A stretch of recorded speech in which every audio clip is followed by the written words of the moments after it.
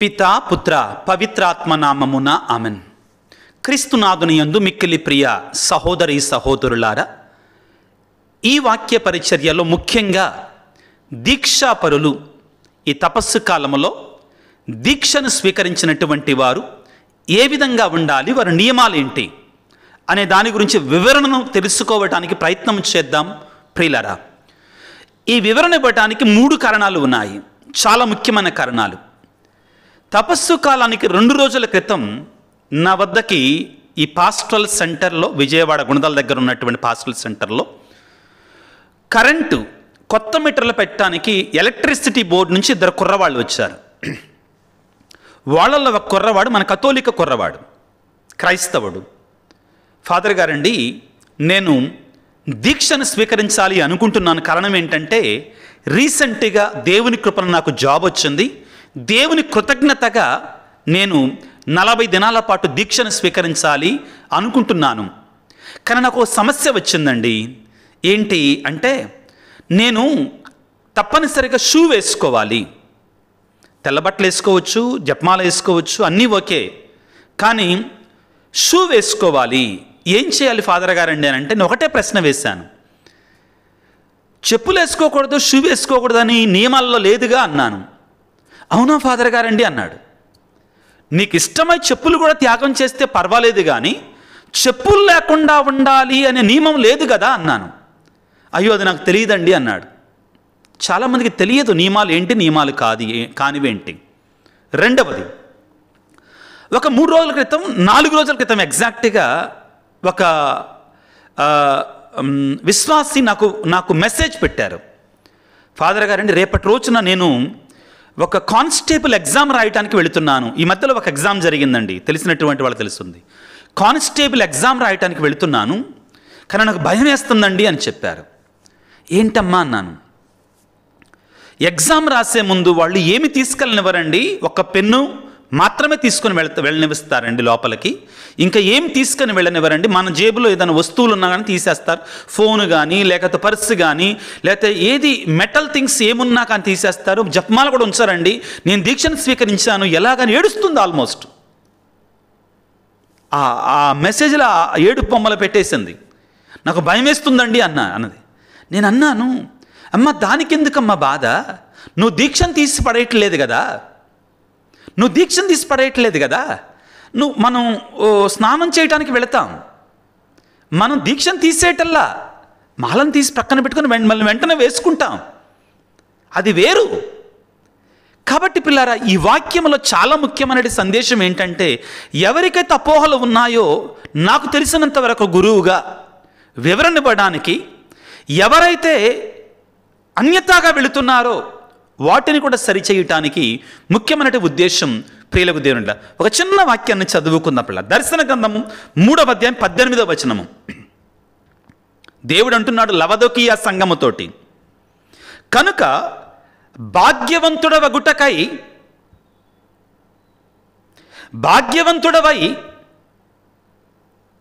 నా నుండి బంగారమును, స్వచ్ఛమైన బంగారమును కొనుగోలు చేయమని హితవు చెప్పుచున్నాను. అసహ్యకరమగు నీ దిగంబరత్వమును మరుగు చేయుటకై వస్త్రధారణకు గాను ధవళ వస్త్రములను కూడా కొనుగోలు చేయము. నీ దృష్టి బాగుపడుటకు గాను కనులక ఏదేని ఔషధమును కూడా సంపాదించుకొనుము. ధవళ వస్త్రము, తెలుపు వస్త్రము. మరొక వాక్యాన్ని చదువుకుందాం. దర్శన గ్రంథము 7వ అధ్యాయం 13వ వచనం. ఈ తెల్లని దుస్తులు ధరించిన వారు ఎవరు? వీరు ఎక్కడి నుంచి వచ్చితిరి అని పెద్దలలో ఒకడు నన్ను ప్రశ్నించాను. యోహాను గారు ఒక దర్శనాన్ని పొందుతున్నారు. తెల్లని దుస్తులు ధరించినటువంటి వారు పరిశుద్ధులు అక్కడ కనపడ్డారు ఆయనకి. ఎవరు వచ్చి ఆయన ఎవరు దర్శనములో? వాళ్ళందరూ ఎవరు అంటే, క్రీస్తును తన రక్షకునిగా అంగీకరించినటువంటి వారు. మొదటి నియమం బిడ్డలారా, తెల్లని దుస్తులు ధరించటం. వీలున్నంత వరకే. కొంతమంది అంటారు, కొంచెం రంగుందండి పర్వాలేదు, బెటర్ నాట్ టు. ఎందుకంటే మనం కొరతలను ఏర్పాటు చేసుకోవటం ప్రారంభిస్తే బిడ్డలారా, ఆ వెసులుబాట్లు ఇంకా పెరిగిపోతాయి మనకి. ఎక్కడైతే వెసులుబాటు ఇవ్వకుండా ఉండాలో అక్కడ ఇవ్వకుండా ఉంటే మంచిది. అసలు ఈ దీక్ష గురించి పూర్తిగా నాజీరు వ్రతం నుంచి ఎలాగా పోలినట్టు వ్రతం పౌలు గారు, అదేవిధంగా బాప్తిస్మ యోహాను గారు ఏ విధంగా స్వీకరించారనేటువంటి దాని గురించి నేను మరొక వీడియోలో సుమారుగా 30 నిమిషాలకు పైన చాలా కూలంకుషంగా బైబిల్ వాక్యాధారంతో మీకు వివరించాను. ఆ వీడియోను కూడా దీనికి యాడ్ చేస్తాను. ఎవరైనా చూడకపోతే దాన్ని కూడా చూడటానికి ప్రయత్నించండి వివరణ కొరకై. మొదటిగా దీక్షాపరులైనటువంటి వారు తెల్లని దుస్తులని, అదేవిధంగా బ్లూ కండువాని ధరించటం ఆనవాయితీ ప్రియులారా. రెండవది, జపమాలను తప్పనిసరిగా ధరించాలి.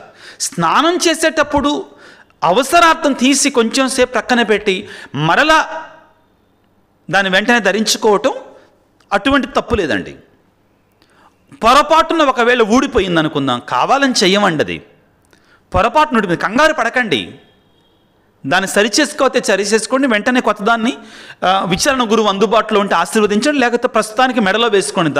అటువంటి కంగారు అలాగని దాని అనవసరంగా సమయం లేకపోయినా కానీ నాకు అవసరం నాకు వద్దనిపిస్తుంది తీయమాకండి, అది మంచిది కాదు. నో, అఫీషియల్గా దీక్ష విరమణ ఒక గురువు చేత జరగాలి, దీక్షా స్వీకరణ ఒక గురువు చేత మాత్రమే జరగాలి, గుర్తుపెట్టుకోండి దీన్ని. మూడవది, తెలుపు రంగు వస్త్రం, అదేవిధంగా ఊదా రంగు బునుగని చెప్పాను, ఊదా రంగు కండువాని ధరించాలి.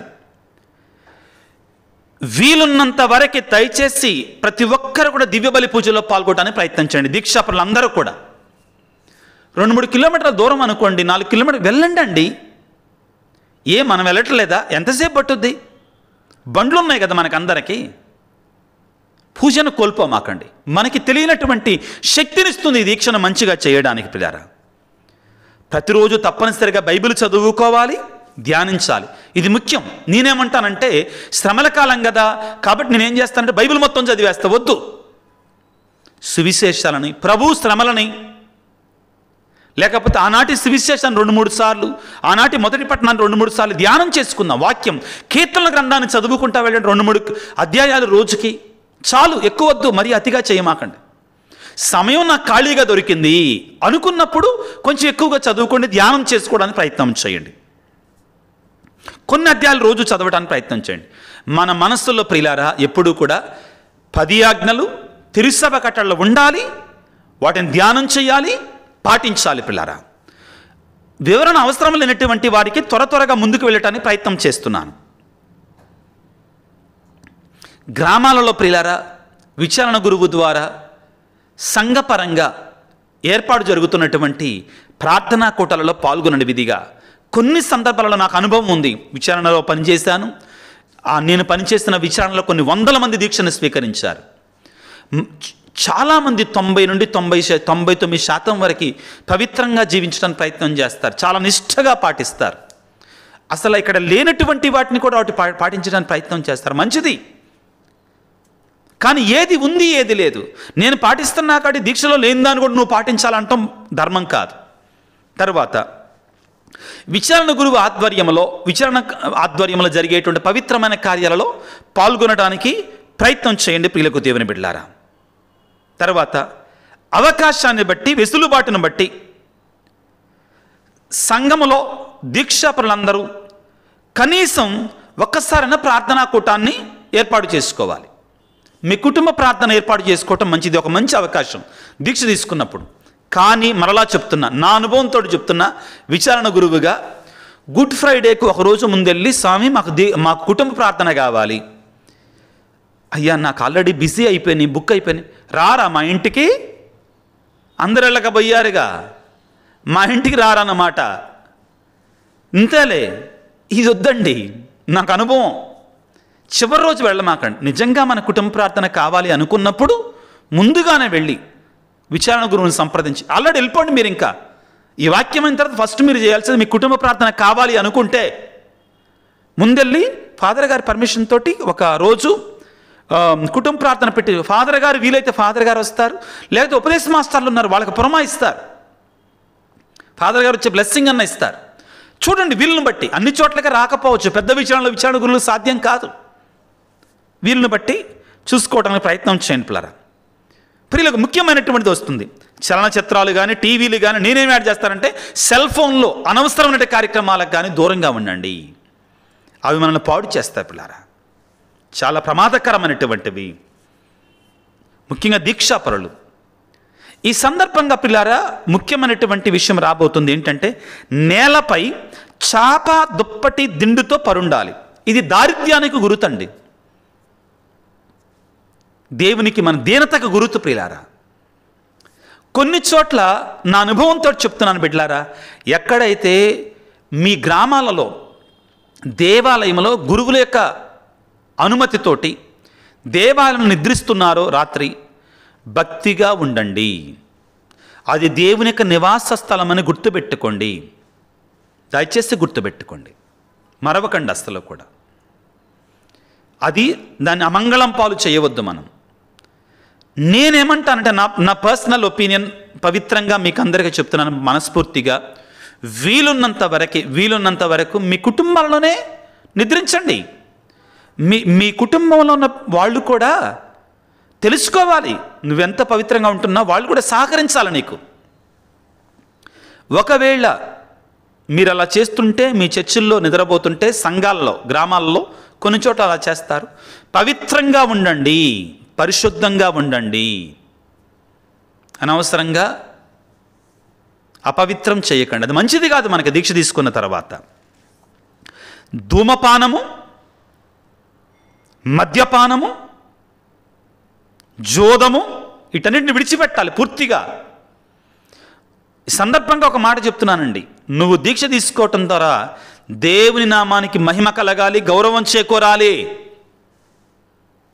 దేవుని నామానికి మహిమ జరగాలి, గౌరవం చేకూరాలి. దేవుని నామానికి అగౌరవాన్ని తేకూడదు మనం. ఈ మాట చెప్తున్నాడు మీకు అర్థమవుతుంటుంది. కొన్ని చోట్ల స్ట్రే ఇన్సిడెంట్స్, పొరపాట్లు జరుగుతున్నాయి. మంచిది కాదది, చాలా ప్రమాదం. ముందుకు వెళ్ళే ముందుగా మరొక మా అంశం గుర్తుకు వచ్చింది. ఫాదర్ గారు, నేను దీక్ష తీసుకున్నా, చనిపోయిన వాళ్ళ దగ్గరికి వెళ్ళొచ్చా, మా కుటుంబంలో చనిపోయారు వెళ్ళొచ్చా? ఆ నియమం లేదండి మనకి. అది నాజీరు వ్రతంలో ఉన్న నియమం. కొన్ని మాత్రమే తీసుకున్నాం మనం. కాబట్టి ప్రియారా, ఇక్కడ చనిపోయిన వాళ్ళ దగ్గరికి వెళ్ళకూడదు దీక్షాపరులు అనేటువంటి నియమం లేదు. దయచేసి గుర్తుపెట్టుకోండి, వెళ్ళొచ్చు. తరువాత శాకాహారమును మాత్రమే భుజించాలి, మాంసం జోలికి వెళ్ళకూడదు. ఇది మీకు కాదు, ఈ 40 దినాల పాటు ఉపవాసంలో ప్రతి క్రైస్తవుడికి కూడా. ఏదో పొరపాటున ఏదన్నా ఒక విందు వస్తే నాకు తెలియదు అది, బట్ మనందరికీ వర్తిస్తుందండి. బెటర్, మంచిది. 40 దినాల పాటు మాంసం తినకపోతే బ్రహ్మాండం అయిపోదు, ఏం కాదు. కనీసం రోజుకు 2 పుణ్యాలు కనీసం అండి. అది ఆపదలో ఉన్న వాళ్ళని ఆదుకోవటం, మనకు తోచిన సహాయం చేయటం, ఇవన్నీ ప్రియులారా. పవిత్రంగా దేవుని సన్నిధికి వెళ్ళటం, ఏదైనా సహాయం చేయటం, గుడిలో ఏదైనా జరుగుతున్నప్పుడు ముందుండి చేయటం, ఇవన్నీ కూడా పవిత్రమైనటువంటి పుణ్యకార్యాలు పిల్లరా. చాలా అవి సహాయం చేస్తాయి మనకి. ఉదాహరణకి రోగులను సందర్శించండి అందరూ కలిసి, లేకపోతే వృద్ధులు ఉన్న ముసలోళ్ళు ఎవరైనా ఉంటే ఏదైనా చిన్న సాయం చేయండి. పేదలు కానీ అనాథల బిడ్డలు కానీ ఉంటే ఏదైనా నీకు తోచింది, భారంగా ఉండొద్దండి. ఒక ముఖ్యమైన మాట చెప్పాలి ఇక్కడ. ఏంటంటే కుటుంబ ప్రార్థన పెట్టుకున్నప్పుడు మనం పెట్టేటువంటి భోజనాలు కానీ పలహారాల గురించి చాలా కరాఖండిగా చెప్తానండి. మీలో కొంతమంది ఇష్టం ఉంటే స్వీకరించండి, ఇష్టం లేకపోతే స్వీకరించమాకండి.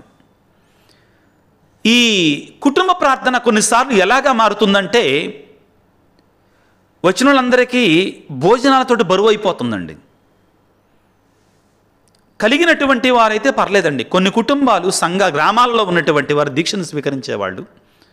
మన ఉద్దేశం ఏంటి? దేవునికి మహిమ కలగాలి, దేవుని నామానికి గౌరవం జరగాలి, మన ఆత్మీయంగా మంచి చేకూరాలి. మీ సంఘంలో ఉన్నటువంటి వాళ్ళందరినీ పిలిచి ఓ శ్రేష్టమైనటు విందులు వినోదాలు ఇచ్చామనుకో, మంచిది కాదు.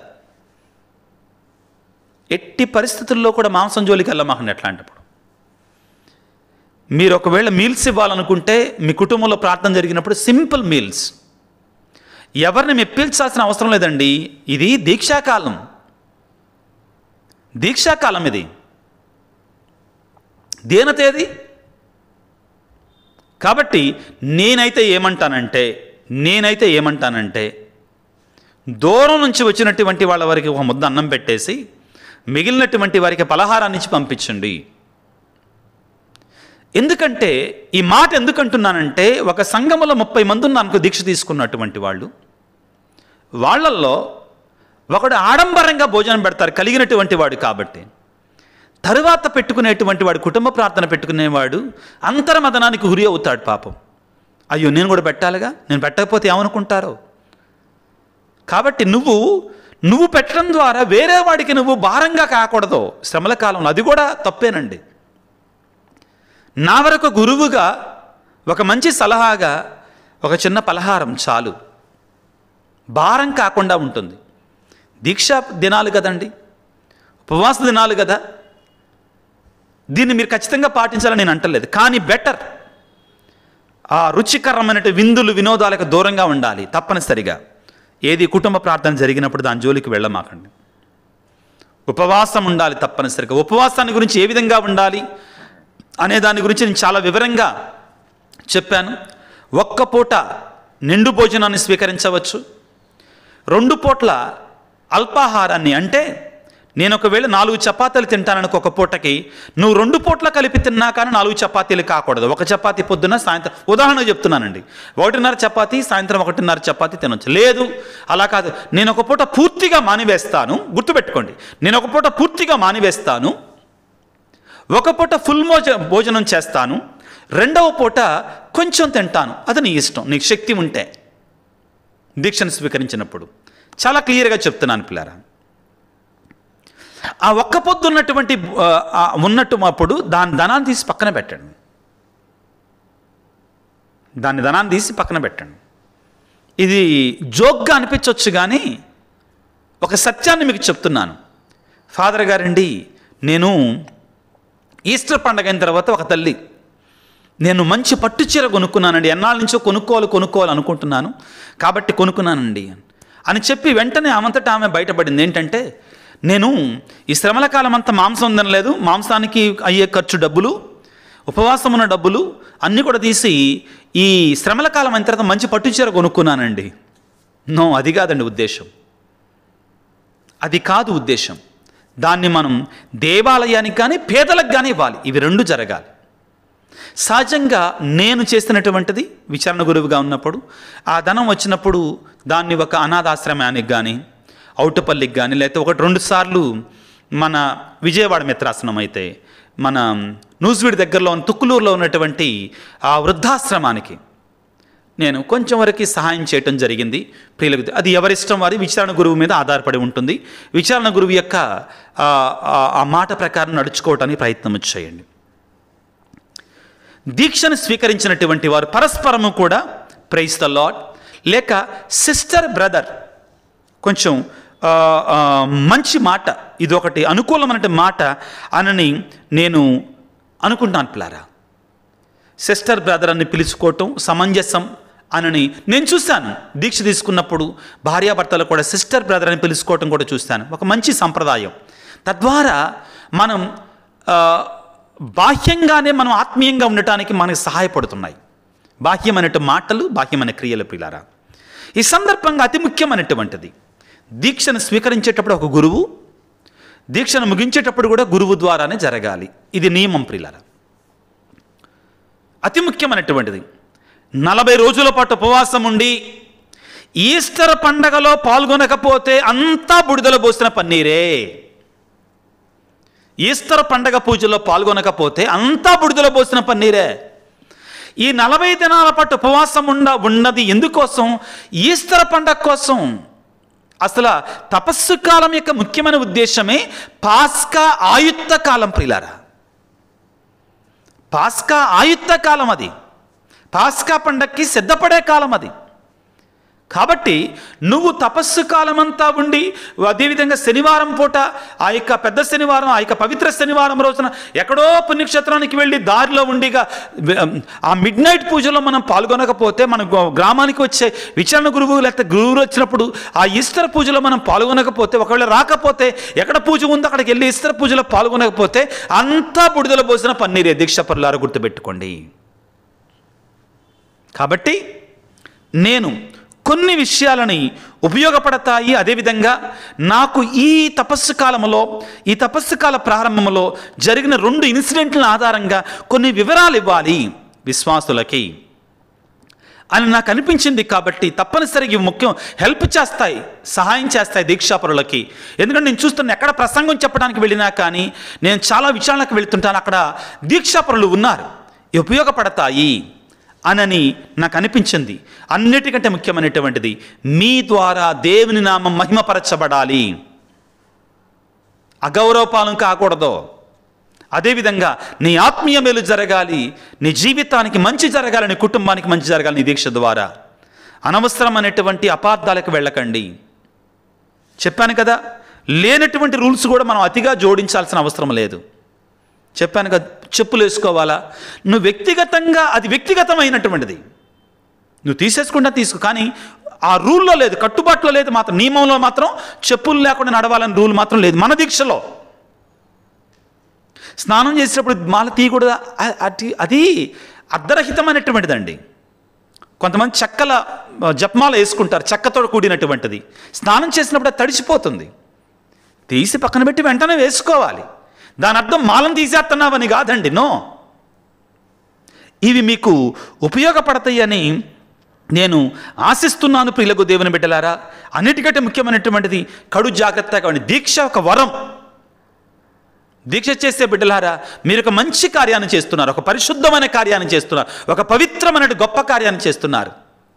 కానీ దానిలో నువ్వు పొరపాటు చేస్తే అది ప్రమాదం, పవిత్రంగా చేస్తే అది దీవెన. దేవుడు మనం దీవించుగాక. ఈ వాక్య పరిచయం తప్పనిసరిగా ప్రియులారా దీక్షాపరులందరికీ కూడా పంపించడానికి ప్రయత్నం చేయండి, మేలుకరంగా ఉంటుందన్నటువంటి ఆశతో చెప్తున్నాను ప్రియులారా. తలలో వంచి ప్రార్థన చేసుకుందాం. సర్వశక్తిమంతుడా, సర్వోన్నతుడా, ప్రేమమయుడా, ఈనాడు ప్రత్యేకంగా ప్రభు దీక్షాపరులందరి కొరకై, ఈ తపస్సు కాలంలో దీక్షను స్వీకరించినటువంటి వారందరి కొరకై ప్రార్థన చేస్తున్నాను తండ్రి. వారిని దీవించండి, ఆశీర్వదించండి నాయన. వారెంతో విశ్వాసంతో మీకు దగ్గరగా ఉండాలని, పవిత్రంగా మారాలని ఆశతో తండ్రి ఇదిగో ఈ దీక్షను స్వీకరించి ఉన్నారు తండ్రి. వారికి మీరు తోడుగా ఉండండి, నీ పరిశుద్ధాత్మ శక్తిని వారికి తోడుగా ఇవ్వండి. వారు చేస్తున్న ఈ దీక్ష ద్వారా వారు ఆత్మీయంగా బలపడి వారి కుటుంబానికి కూడా ఆత్మీయ సాధకులుగా వారు ఉండటానికి కావాల్సిన శక్తిని దయచేయండి ప్రభువా. దీక్షాపరులకు కావాల్సిన ఆత్మ బలాన్ని అనుగ్రహించండి. ప్రార్థనలో ఎక్కువగా ఉండడానికి, మంచి కార్యాలు చేయడానికి, ఆత్మీయ ప్రార్థనా కార్యక్రమాల్లో పాల్గొనడానికి, తమను తాము శుద్ధి చేసుకోవడానికి, అవలక్షణాలు తీసుకోవడానికి, ఆత్మీయంగా ఎదగడానికి, బలపడటానికి కావాల్సిన శక్తిని, పరిశుద్ధాత్మ వరాన్ని, అభిషేకాన్ని వారికి దయచేయమని ప్రార్థిస్తున్నాను తండ్రి. ఈనాడు ఈ వాక్య పరిచయలో పాల్గొన్న బిడ్డలందరినీ దీవించండి, వారి కుటుంబాలను, వారికి ఉన్న సమస్తాన్ని దీవించండి. ఈ పాస్కాయుక్త కాలంలో, ఈ శ్రమల కాలంలో మేమందరము కూడా పవిత్రంగా ఉంటూ నీ శ్రమలను ధ్యానం చేస్తూ నీ పాస్కా పండుగకి సిద్ధపడే విధంగా మమ్మల్ని దీవించండి. మాలో ఉన్న పాపాన్ని నీ సిలువ రక్తంతో కడిగి వేయండి తండ్రి. మా కొరకు ప్రార్థించండి అయ్యా అని ఎవరైతే ఈ వీడియో క్రింద మెసేజ్ ఉంచుతున్నారో వారందరిని దీవించండి, వారి తలంపులను దీవించండి, వారి కోరికలను దీవించండి ప్రభువా. ఈ పరిచర్య ముందుకు వెళ్ళటం కొరకై ఎవరైతే ఆర్థికంగా సహాయం చేస్తున్నారో వారి కొరకే ప్రార్థిస్తున్నాను తండ్రి. వారిని, వారి కుటుంబాలను దీవించమని మా నాథుడైన క్రీస్తు ద్వారా వేడుకొనుచున్నాము తండ్రి, ఆమెన్. ప్రభు మీతో ఉందురుగాక, మీ ఆత్మతో ఉందురుగాక. సర్వశక్తి గల సర్వేశ్వరుడు పిత, పుత్ర, పవిత్రాత్మ మిమ్ము మీ కుటుంబాలను చల్లగా దీవించి ఆశీర్వదించి కాపాడుదురుగాక. God bless you. దేవుడు మిమ్ము దీవించుగాక. ఆమెన్.